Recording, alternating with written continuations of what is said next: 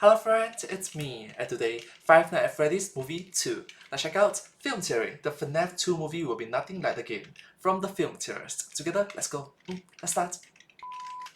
The plot for the second Five Nights at Freddy's movie is right in front of us. In celebration of the franchise's 10th anniversary, Scott released 4 pages of the script, but only one of them is real. The key to figuring out which one is hidden on one of these script pages, and I figured it out. I know which one it is. I'm not crazy, you're crazy. Chill, relax. Hello Internet, welcome to Film Theory, the show where it's my turn to count animatronic toes. Can you believe— Hello Internet, welcome to Film Theory. Hello. that we're almost coming up on the 1-year anniversary of the FNAF movie? It's surreal after we waited for any update on that movie for so long. And well, if you really want to feel old, right now is the 10-year anniversary of Five Nights at Freddy's as an entire franchise. A decade of games, books, comics, and more game theories than should have been possible. And in celebration, FNAF creator Scott Cawthon has gone all out. There's been new announcements, new games, a new interactive novel, a new interview, and even a frickin' crossover with Dead by Daylight. But most importantly, and the reason we are once again talking about one of Game Theory's favorite franchises on our film channel for the second week in a row, Scott also released 4 individual pages from the script for Five Nights at Freddy's 2, the upcoming I'm pretty sure the game theorist, Tom will not like it. sequel to the movie. But there's a catch. Only one of these pages is real and is actually in the script. Only one of these pages is in the movie. Loyalty. Not bad. Theorists, this is a challenge. Scott looked at the community of overthinkers that he's gathered for FNAF and challenged us to figure out which one of these is actually real. And you know what, Scott? I'm not scared. I will personally take on your challenge and I'll figure out which one of these pages is legit and which ones are just mimic knockoffs. And let me tell you, friends, after digging through them, comparing them to what we know about FNAF lore, and looking at these pages through the lens of the rules and etiquette of screenplays, I did it! I know which one of them is real, and it tells us so much about where the FNAF movie franchise is going. With just this one page, I believe we can map out not only the plot of FNAF 2, but also FNAF 3. Get your animatronic suits ready, friends, as we take a bite out of these pages. But do recognize that the Five Nights at Freddy's movie 2 will be coming out 2025 December. Fingers crossed it doesn't get delayed. Because it's literally next year. 1 year plus. Right now it's still October, so Because it's been about a year since the original FNAF movie hit theaters and we all did the Leo DiCaprio pointing meme when Matt popped up, let's do a recap so we're all on the same page of where things ended up. But hey, that's just a theory. Nights at Freddy's follows Mike Schmidt, a young man struggling to take care of his younger sister Abby and keep down a steady job. His parents aren't around anymore, and he has nightmares about his brother Garrett, who was kidnapped and killed when Mike was just a child. Mike gets a job as a night security guard at a local Chuck E. Cheese ripoff called Freddy Fazbear's that's been shut down for years, since several kids went missing from the building. Over the course of a week, Mike meets a police officer named Vanessa and realizes that the pizzeria's animatronic mascots are haunted by the ghosts of those missing kids, and they want Abby to join them as a ghost in the restaurant. Oh, and also the man who gave Mike this job in the first place, William Afton, he not only was the founder of the pizzeria and creator of the animatronics, but he also murdered the kids and Mike's brother. Mike, Abby, and Vanessa team up, free the ghost kids from Afton's control, and Afton is killed by a malfunctioning animatronic springlock suit. But he warns that I always come back. And more or less, that's the movie. So what are the new pages we're dealing with? Let's go over them one by one. The first page has Abby talking with a new animatronic called Toy Chica. The toy animatronics are improved versions of the characters from the original FNAF introduced in the FNAF 2 game. They were much more advanced than the original animatronics, with a facial recognition system and child protection software programmed into them that would protect kids from anyone the animatronics deemed dangerous. Back to the page, as Toy Chica and Abby are talking, Vanessa is being held in the pizzeria's storage room, forced to give out some sort of code. Toy Chica then relates Up, down, left, right, A, B, stop. that to Abby, who is typing it into a computer. Abby puts in the code, Toichika's eyes light up, and excitedly she says, "You did it, Abby! We are free!" If I were a betting man, this page is showing Abby being tricked by the animatronics into freeing them from some form of their child protection software, so they can move around and hurt anyone they'd like, even if they're not deemed a predator or dangerous. The second page, however, is completely different. Here we are introduced to General Everly and Captain Nelson, two completely original characters who aren't in the game. The pair have a conversation in some sort of conference room about a robotics project. Here, General Everly vents his frustration that the government funded Fazbear Entertainment, completely dumbfounded that they would get in bed with a pizza place. When it's pointed out that Fazbear Entertainment is way ahead on animatronic tech, Everly lashes out that this sort of technology shouldn't be tested on kids' entertainment, and that what Fazbear gave them wasn't animatronic tech, but instead observable effects of unobservable energy exchanges. The third page starts with a conversation between Abby and Mike about a book where a boy gets sick with a very contagious disease called scarlet fever. The boy has plushies that he loves dearly, but they have to be burned because the scarlet fever has likely attached to the plushies, making them very dangerous. Apparently, Mike and Abby are dealing with some weird plushies themselves, and Mike realizes that Abby is saying that these plushies are dangerous too. Just like the book, they should be burned. Later, Oh, Fredbear! He's here, he is there, he is everywhere. Who you gonna call? Second friend Fredbear.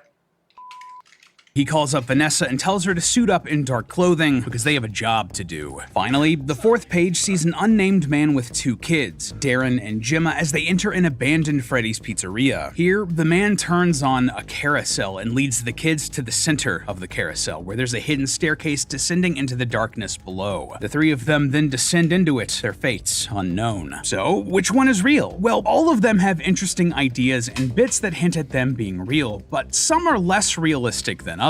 To start, let's tackle the one I think is least likely to be the real page, the second page. This is the one where a group of army officers are talking about the animatronic tech that Fazbear Entertainment is developing. Now, there are a lot of fun little secrets hidden on this page. The general calls Fazbear Entertainment a circus, for instance, a circus as in it's a joke. This is a nice reference to one of the current talking points in the FNAF fan community, speculating about its origins as Fazbear's traveling circus in the 1970s. But despite that, this page is clearly fake for a few reasons. The first big reason is that this is introducing an element to the franchise that they've never used before, with the military. The strategy the FNAF movies seem to be taking is approaching the series as a whole, the games, books, whatever, throwing it all in a blender, and then shaping their story from the resulting Fazgoo. While Afton did talk to some supervising body during the opening cutscene of Sister Location, where they asked about some of his design ideas, with all due respect, those aren't the design choices we were curious about, Mr. Afton. saying that this is a government entity is a stretch. Afton has never been said to have government backing in the games. It would require a lot of explanation for how and why this is even a thing, and we would need to spend so much time to explore what this meant for the story. And frankly, it just expands this franchise way too far, way too quickly. We're suddenly going from one crazy guy in a pizzeria to an entirely government-funded operation. This isn't a movie 2 thing. This feels like something you do in like movie 4, right before you jump the shark and go to space. Now, trying to parse all of this FNAF lore out might feel like it's driving you crazy. I mean, I'm not crazy, right? But something that is crazy is that I did an exclusive mini-theory over on Throne Talk with the sponsor for today's episode, Game of Thrones Legends. Yeah, you heard that right. I did a mini-theory live in person at Throne Talk, which you can go watch right now along with the rest of the special presentation celebrating the new puzzle RPG, Game of Thrones Legends. It's like a pre-recorded late-night talk show, but all about the nerdy goodness of Game of Thrones, House of the Dragon, and, of course, Game of Thrones Legends. Other creators at the event were the Man-at-Arms team from Ami, the Easter Egg Masters over at Screen Crush, and the Master Strategists at How to Beat, all hosted by the lovely folks over at Deerstalker Pictures. This whole opportunity was surreal, and I can't thank Game of Thrones Legends enough for making this happen. They flew me out to Northern Ireland to film at the Game of Thrones studio tour, and they shut the whole place down for us, and we got got an exclusive look at one of the places where they filmed the actual show. They had real sets, real props, and real costumes from the show here, and I might have gotten just a little emotional seeing them in person. I mean, the Iron Throne was right there. I also ate dinner with a White Walker, which was just so fun and weird and cool. And all of these awesome details from the show were lovingly recreated in Game of Thrones Legends, which has tons of different champions from across both Game of Thrones and House of the Dragon. You can make a team of your favorite characters from across the whole Game of Thrones timeline, from Jon Snow and Criston Cole to Daenerys and Rhaenyra. There's so much to talk about with this game that you can find out over at Throne Talk, but it is genuinely great. I've actually been pulling it out during my breaks to keep building up my fortress. I almost have Ned Stark unlocked and I really want him for my team. If you want to learn more about Game of Thrones Legends and watch that exclusive mini-theory I made, please go to Throne Talk over on the Deerstalker Pictures YouTube channel. And remember to download Game of Thrones Legends by clicking the link in the description or scanning the QR code on screen. If you do, you'll get 50 gold, 3,000 food, and a daily summon token to start out with. And hey, you might see me in the game because I can't stop playing. But anyway, thanks one last time to Game of Thrones Legends for sponsoring this episode, and let's hop back into the mystery of the FNAF movie pages. But more importantly, this interaction happens on page 18, which means it takes place at a weird point in the movie. But to understand why, we first have to talk about movie structure. See, a movie is generally broken down into 5 parts: the cold open, acts 1 through 3, and then the resolution. It starts with the cold open, which immediately drops you into the world and acts as a hook to get you engaged with the story. In FNAF 1, this is the security guard at the start of the film getting hunted by the animatronics. Then there's Act 1, where the main characters are introduced and the conflict of the story is discovered. In FNAF, we see this with Mike losing his job and needing to take the gig at Freddy's so he can take care of Abby. Screenwriters are taught that, as a general rule of thumb, 1 page of a script is equal to about 1 minute of screen time. To be clear, this isn't written in stone. A lot of scripts are much longer than the movie's final runtime, and a lot of long movies are made from super short scripts. The minute per page idea is like the pirate code. The code is more what you'd call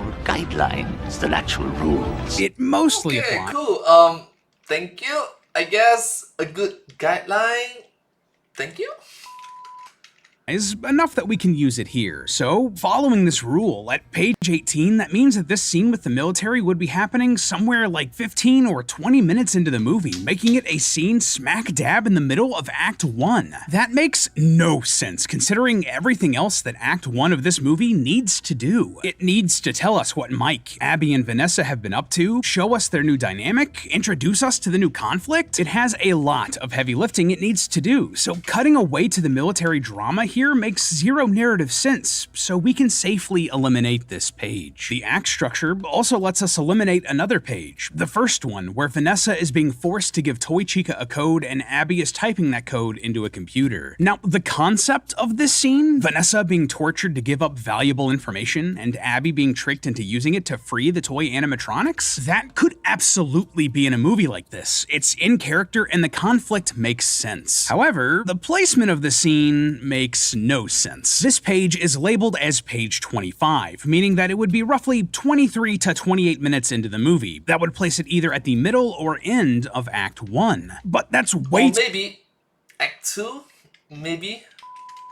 too fast for something like this to happen, and let's go over the rest of story structure to understand why. Normally, Act 2 of a story sees the characters encountering obstacles that stop them from getting what they want or need. It's also generally the lowest point for the main character. In the first FNAF movie, this is where Mike is trying to discover the secrets of Freddy's and agrees to let the animatronics have Abby. Act 3 sees the big climax of the story where all of the conflict is resolved. Mike, Abby, and Vanessa fight Afton and get the animatronics to turn on him. And finally, there's the resolution, which is a brief period of calm where a new status quo is established. Mike and Abby are living happily and visit a recovering Vanessa in the hospital. What's being described here in this page with Abby, Vanessa, and Toy Chica, it could absolutely happen in this movie, at the end of Act 2, much further than page 25. Think of everything that needs to happen before this scene. We have to get reintroduced to the main characters, meet the new toy animatronics, have the child protection software be explained, have Toy Chica Chica build up a relationship with Abby, and Vanessa needs to be captured. That can all happen by the end of Act 2, or into Act 3. But Act 1? No way. See, I really appreciate this page because it's really clever. The scene itself is realistic, and you do input codes into the baby animatronic in the sister location game. Abby is connected to baby, so the ideas line up, but the timeline just doesn't. So, good troll, Scott. And so, that leaves us with just 2 pages left, and honestly, both of these are pretty valid options. Just as a reminder, these are So let's recap a bit. There are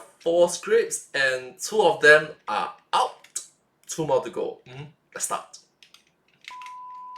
the pages where Abby and Mike are talking about the dangerous plushies and where an unnamed man is leading 2 kids into a hidden room below the pizzeria. Both of these pages take place at reasonable points in the movie. The Mike and Abby scene is on page 58, so roughly an hour into the movie in the middle of Act 2. That's the perfect point for this sort of story revelation and the setup for an action set piece like we see on this page. Likewise, the man taking the kids into a secret room is on page 4, so right at the beginning of the movie. Again, makes perfect sense because this is exactly the sort of scene you'd want for a cold open to hook you into the story. Who is this guy? What's this secret room? What's gonna happen to these kids? It's good stuff. And nothing completely unrealistic or ridiculous happens on either one of these pages that disqualifies them, like the military page. Like, the cold open page is pretty standard killer luring kids into a dangerous place horror cliche, and there absolutely would be rooms hidden under an Afton pizzeria. We've seen that exact setup in other FNAF content like Sister Location and the Twisted Ones novel. As for the plushies, well, weird haunted plush babies are present in the Help Wanted series, and they attack the player, so they would be dangerous in the movie. The first FNAF movie also had the Balloon Boy toy that was basically a haunted, sentient toy, just like these plushies would be, so there's already precedence for this in the film universe. In fact, the Balloon Boy is like one of the movie's biggest hanging threads. They'd probably want to resolve that. And all of that's without mentioning that the plush babies would further the connection between Abby and Baby. Oh, and also there's Plush Trap 2, which is just straight up a plush version of the main villain that is alive and dangerous. I don't think that's what they're talking about here in the movie, but I just wanted to point it out because it's a relevant detail. But with all of that being said, there is one thing that gives away the answer here. In the cold open page, there's mention of a carousel. This is where the man takes the children and reveals the hidden room, but it's shown to have 7 animatronics on it. A brown bear, a blue bunny, a yellow chick, a pirate fox, a gator, a wolf, and a hippo. In the games, there are only really 2 carousels that we know of, the one in FNAF 2 and the one in Help Wanted 2, and between them, the only characters that show up on them are Freddy, Bonnie, Chica, Foxy, and Balloon Boy. Never a hippo, wolf, or alligator. Now, that's not to say they couldn't bring in other FNAF characters to fill in those spots, but it would be weird and it would make the timeline get real funky. Like, the hippo is absolutely referring to Mr. Hippo, an animatronic that first appeared in FNAF 6. It doesn't really make sense for Mr. Hippo to be here with the original FNAF animatronics, but I guess it's not impossible. In FNAF 3, the purple mask of a character that is almost certainly Mr. Hippo shows up in the Happiest Day minigame, implying that he could exist at the same time. But the other characters, though, are just much harder to justify. Now, for the Gator, I think all of our minds immediately jump to Monty Gator from Security Breach, but it is possible that this is referring to some other character, maybe? In The Man in Room 1280 story, the book's version of the Golden Freddy spirit, Andrew wears an alligator mask, so one existed that early in at least some version of the FNAF timeline. And additionally, going back to the Happiest Day minigame, there's a green mask that could also be an alligator, but considering that the other masks, the pink pig, the purple hippo, and the orange elephant line up way more with the mediocre Melodies characters, I believe that this mask is actually referring to the Happy Frog. The eyes on the sprite are even yellow like the circles around Happy Frog's eyes, so I wouldn't be comfortable saying that the gator on the carousel in the script page is referring to anyone else other than Monty. He's just the only one that makes sense. All that being said though, the real outlier here is the wolf. The earliest wolf that we know of in the timeline is from the Twisted Ones, which is the book version of the FNAF 4 story, which features the Twisted Wolf animatronic. And we also know that there was a man-wolf character on a poster in FNAF 6. But why would either of those characters be on this carousel? That's a great question, and it really doesn't make sense. No, if this wolf is any character, it's almost certainly Roxy from Security Breach, which would also line up with Monty Gator. Regardless, having Roxy and Monty here is just weird. The first movie was not shy about mixing elements from various games, but something Hey! That Japan! Hey!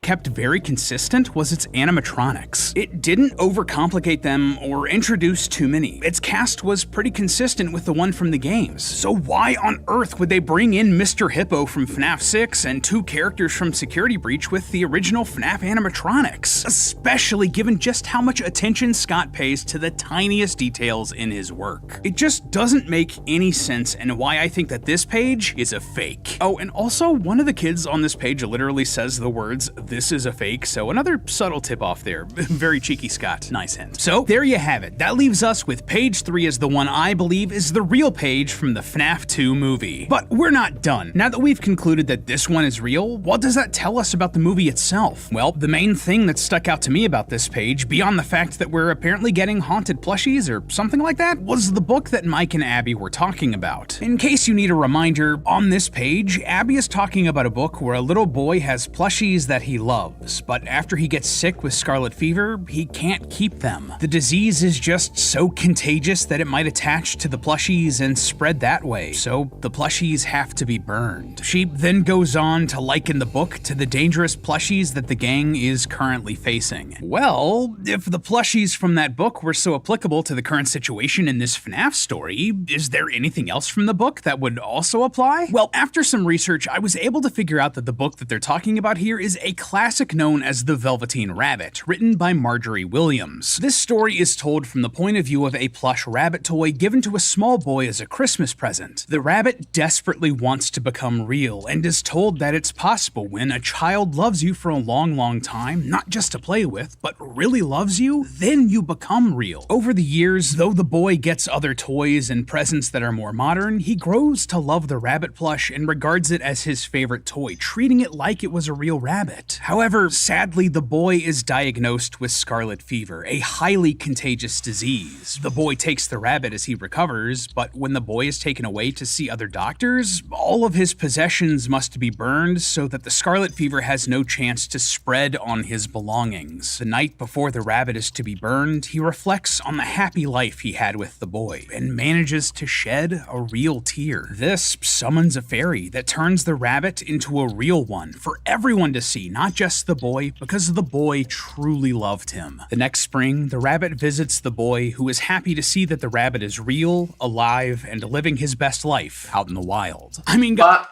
what happens to the scarlet fever that is attached to the rabbit? guys, come on. Just on the face of things, there are so many parallels between this story and FNAF. First of all, a story about a rabbit that wants to become real? Well, FNAF is a series all about a man obsessed with a rabbit costume who wants to be reborn. He wants to make his dead daughter come back, that sort of thing. Those themes— Yep. I always come back. line up so perfectly that it's scary. And even if you just want to talk about the movie universe, Abby loved the animatronics. She may want to help them become real by helping them find peace and move on to the afterlife. A darker interpretation could even focus on Mike here. We're pretty sure that his brother Garrett, who was killed by Afton in the previous movie, is gonna come back in this movie as the puppet. Perhaps Mike will have a similar moment here like the boy and the stuffed rabbit, except in reverse. He may see the toy that resembles his real brother and be sad that it's trapped and try to work to free Garrett. But the biggest thing here is the use of fire in the Velveteen Rabbit. A parallel for the dangerous and contagious scarlet fever from the book in the FNAF universe may be Remnant. And one of the ways that the game says that you can destroy Remnant is through the use of fire, just like how the rabbit is set to be burned to get rid of any traces of scarlet fever. That may very well be the key to defeating the big bad of this movie and freeing whatever spirits are trapped in the pizzeria. If that's the case, that also tells us that the FNAF movie sequel is going to be incorporating elements of both the games FNAF 2 and FNAF 3, combining elements of both into one story. See, FNAF 3 is not exactly the sort of game that is easily adapted into an exciting film. It's just two characters alone in a building. But at the end of that story, Mike burns down the pizzeria to defeat Afton. That could be moved to the FNAF movie sequel, with Mike and Vanessa burning down Freddy's to release the spirits and destroy destroy any remnant inside. It also opens the door for the series to immediately move on to a bigger adaptation of Sister Location as a way to finish off the movie series, all while mixing in elements of FNAF 4's dream sequences as backstory, maybe for Garrett. Honestly, after sitting here and just thinking about it, that arc makes so much sense. And after spending just way too much time trying to figure out which one of these pages is real, I just can't imagine a better path forward for these movies. But then again, Scott always manages to completely pull the rug out from under us, revealing a new trapdoor and deeper levels to the story than we could ever imagine, so maybe we'll never escape. But hey, that's just a theory. A film theory. And cut! And if you want to see what other hints about FNAF 2 we get from the novelization of the first movie, go check out our theory all about that. Wait a minute, I want to see the meme at the back. I'm sorry. But hey, 99.9% of the FNAF timeline if the Ghostbusters was real. Adios! But hey, that's just a theory. A film theory. And cut.